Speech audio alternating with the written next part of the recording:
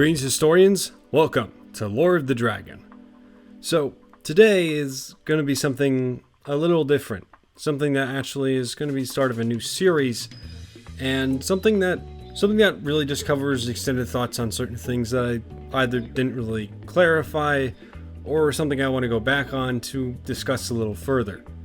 And along with that, this might also be my avenue to go ahead and talk about the channel if there is any real update to it, or even something about Spyro.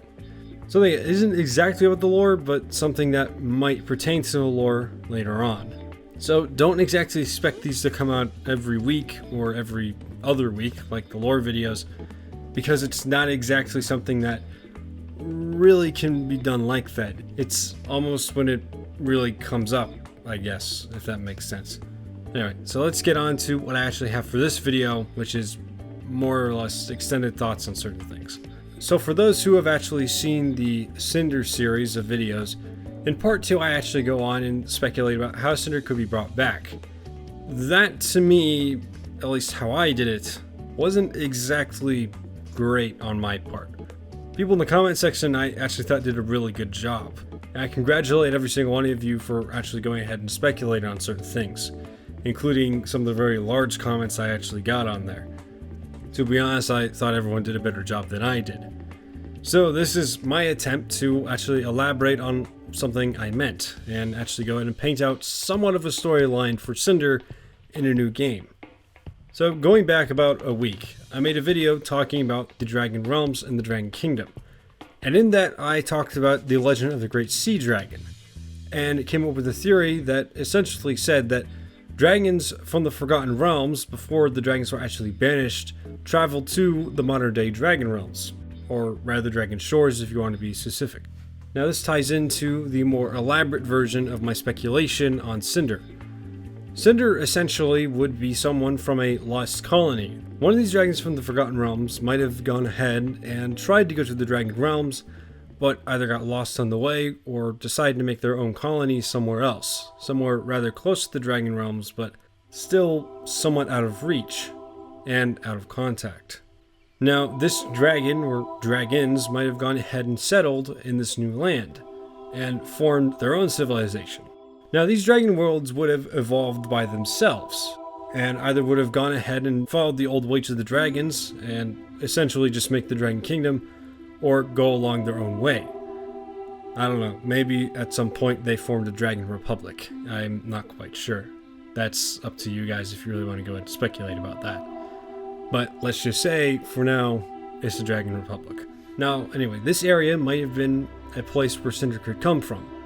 She wouldn't actually be known by the Dragon Realms themselves, or even Spyro, so when she comes into the story, one, it's a new place to explore and learn about, and also, it explains why she wouldn't have actually been able to go ahead and really be heard of. Personality-wise, this Cynder might have been slightly different. It could be a mix of certain elements of each version of Cynder, or something entirely new.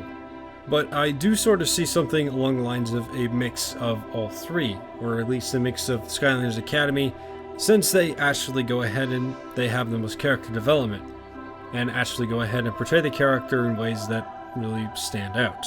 Now, this idea is not exactly something original. Kide Gaie actually made a theory of something similar to this a while back. But anyway, that's just my elaborative version of what I was saying earlier. Now, let's get on to the second part of the video. The second thing I want to talk about is actually a comment from one of my videos. Now, what I'm going to be quoting is by a user named Dylan. It's only going to be a small part of their comment, but for now, this part is what relates to what I'm going to be talking about. Forewarning for people who haven't actually played The Legend of Spyro or read the headcanons or even seen some of my videos, this comment might make not a whole lot of sense. So for context, I might go watch some of the other videos like the Aether video or even the Cynder video to understand what exactly is going on. Or if you want, you can go to the Spyro wiki, which I usually have linked down in the description, and browse the entire selection of pages they actually have. But anyway, let's get on to the quote. Cynder being tainted to become purple makes a lot of sense to me, but I always thought it was because she was trapped in a time crystal with Spyro for 3 years. His innate aether power sort of leaked over to her, making her an artificial purple dragon and unlocking her other breaths, which, due to Malefor, are dark elements. Cynder basically becomes the dark aether dragon to Spyro's aether/purple dragon. Now, there is a bit to unpack here, but this idea is something that I had the idea of, and actually was something when I was originally coming up with the video, I sort of said, hey, maybe that actually might be a viable option. And it is. In fact, I would say that this is actually a pretty viable option for being the reason she's purple in the first place. And to be honest, I do wish this was the explanation in the game. But anyway, how is this actually possible? Well, like I said in the Aether video, and just keep in mind that not a whole lot of it is canon. A lot of it's taken, or pretty much every little bit is taken from Jared Polin's headcanon, so keep that in mind. But Aether is almost like energy itself. And like energy, it can transfer from one form to another, or transfer to others. And in fact, it's actually mentioned that a purple dragon can transfer its Aether to something else, thus giving it more energy, life force, or whatever you want to call it. Or even the example of the code itself, a purple dragon might have the ability to heal others. Now, this is just getting the basic idea of Aether around. So how exactly would this really work with Cynder, who isn't injured or really doesn't seem to have any Aether transfer to her? Well, in the video I give an example about when this might have happened. However, my reasoning wouldn't exactly be the reason she was purple in the first place. And this is going to be a bit of a weird analogy, but bear with me. Think of Aether as a ink pen. Maybe even add purple ink if you really want to go ahead and make it colorized. And any living creature, or specifically in the case of this, Spyro and Cynder, are sheets of paper. That ink pen, once it contacts the paper, is going to soak up that ink. And that ink is going to stain the paper. That's how the general idea works. However, in the case of the dragons in the Legend of Spyro series, Aether would be a cosmic energy rather than ink, according to the headcanon. And over time, since Spyro, being a purple dragon, is essentially a bountiful well of Aether energy, Cynder's proximity, or any living creature's proximity to him, would have started to get stained by this cosmic energy, and eventually would have become purple themselves. That's how that theory would go. Now thirdly, in my last video, I was talking about the purple dragon, and the one we're going to be focusing on right now is the purple dragon in the original timeline.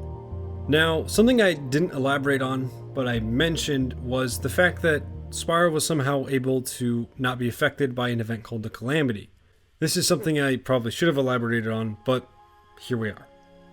So, a theory that I had, which this also goes for the reason why Spyro was able to touch something called the Shadow Stone in Shadow Legacy. The reason he might have been able to do this was because of the fact that since he's a purple dragon and has a larger magic reserve, this magic could have almost equalized the normal magic and the dark magic within Spyro, allowing him to do things that other dragons might have not been able to because they were overwhelmed by dark magic. So it almost repels dark magic in a way, or again, just equalizes it. So Spyro would technically still be affected by the dark magic, but not in the same way.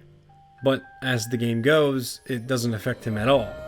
So it would probably end up being more something along the lines of he repels the dark magic from his body because of the fact that the magic within him is so strong.